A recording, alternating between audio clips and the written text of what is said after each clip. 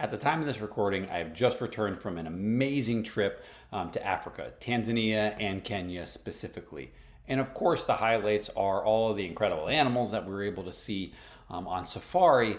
But some of the things that have also stuck with me are the incredible people and tribes we had a chance to interact with when we were there. One of them is the Maasai tribe that we were around all the time.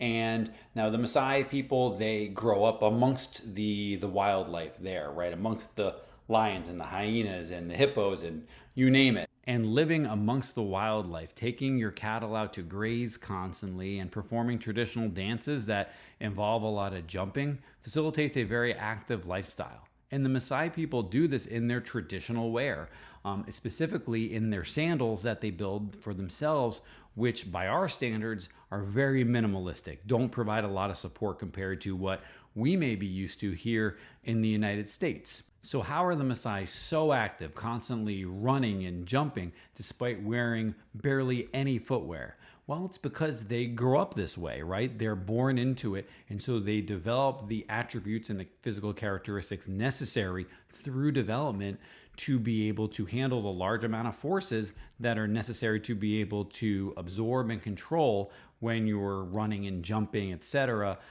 really essentially barefoot.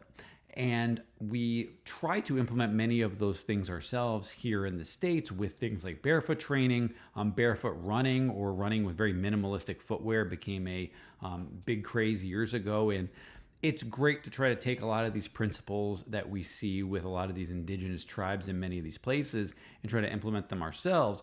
But the important thing is to understand that we did not grow up the same way they did, and our feet in this case did not develop the same way that a lot of the Maasai did. So we need to be very careful about how we implement a lot of these barefoot running or barefoot training principles and implement it slowly and progressively, understanding that, right, our society is built a little different, right? The Maasai, they spend a lot of their time on grass and on dirt and things like that, as opposed to us where we're operating on concrete a lot, which is a little less forgiving. So we need to create tools, such as shoes, to be able to better acclimate to our environment as well.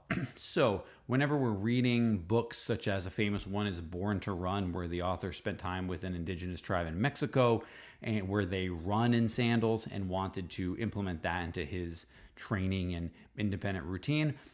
All that stuff is great, but we always have to make sure we understand the context that it's taken from, because the influences of one's environment is such an important thing.